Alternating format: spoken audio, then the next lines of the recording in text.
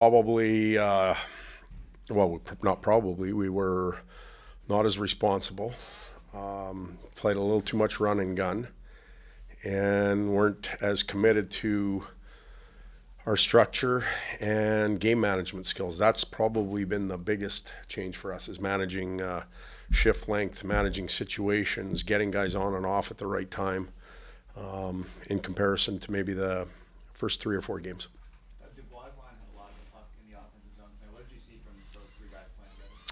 I thought they were all three of them were energized. When you play back to back, and I know they did too, you're looking for at least a line to really get you going and then pull everybody else along.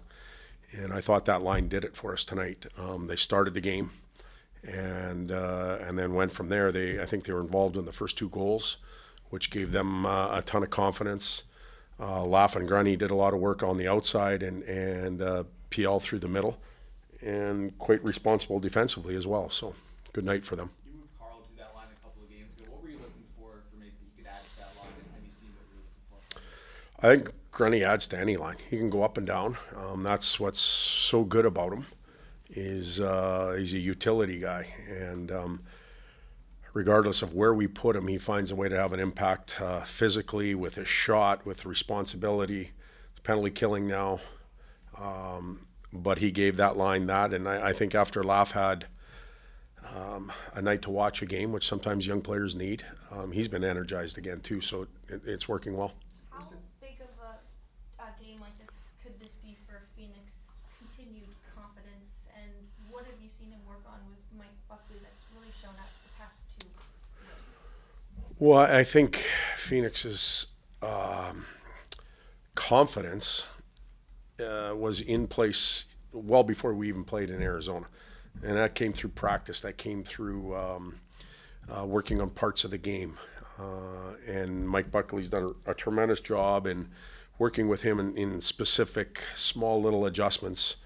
And Phoenix is a good student.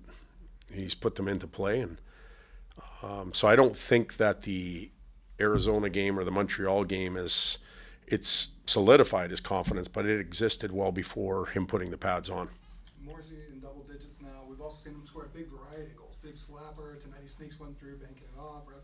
Is it fair to say that maybe his hockey sense and his instincts are among his biggest tools as a goal scorer? Well, I think you have to have those to score. Trevor's biggest tool for me is his quickness, his escapability, his tenacity. There's nothing that really happens in slow motion until it has to. And then he can settle things down and find his spot. So, he had this year going last year. We wouldn't really be surprised had he not got hurt last year. He'd be sitting at these numbers too, I think. So we're lucky to have him. Nice play by Jad leading into that Trevor Lewis goal. Good to see a couple of honest, hard-working guys combined for one. I thought in the second, for the first 12, 13 minutes, we were a little bit stubborn. They did a good job of standing up. It was just it was sloppy game back and forth. We didn't want to forecheck. We forgot that was part of our game. And then later on in the second, last 5 or 6 minutes, we got back to it. Talked about it in between the second and third, and wanted to push real hard right off the bat. And it started with the forecheck right off the bat, and they were a big part of it. Give us a little insight on Andreas England's place in the locker room. It's nice to see him get rewarded with a point tonight, and that's a secondary assist, I'm sure. But can you give us a little more insight on just how he's integrated himself so quickly into this group? Well, when you're that type of person, he's a very Trent Yanni uses probably the most complimentary term I can think of for a player like him. He shepherds the group. And yes, he does that through toughness and taking care of his teammates, but he defends well. He's in the locker room. There's no distraction with this guy. He's all in. He's not in the way. He's just all in. And boy, guys have sure warmed up to him quickly. I know the staff has, and we have a hell of a player there. Is it too early for fans to get excited over the fact the team is 13-3-3? Well, we are 13-3-3, so you know, we can be excited about that, but we're at game, 19? We have a lot of work to do. We have to continue to grow and get better. We've had a schedule that I believe favors us as far as rest and the ability to practice.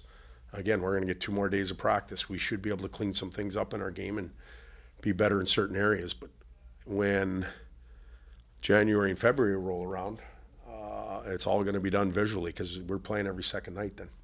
What are some of those areas that you hope to clean up and improve? Well, you know, that's a good question. And for us as a staff, we have to go back and watch what's happened over the last 6 periods. Obviously, last night we played. Most of the evening was spent preparing for Montreal. I haven't, and the staff hasn't gone back and really reviewed the Anaheim game. We'll watch this one again, and then we're going to get a theme or a direction that we feel we have to go to on what is it, Monday for practice. But the game will tell us where to go with our thoughts and our planning.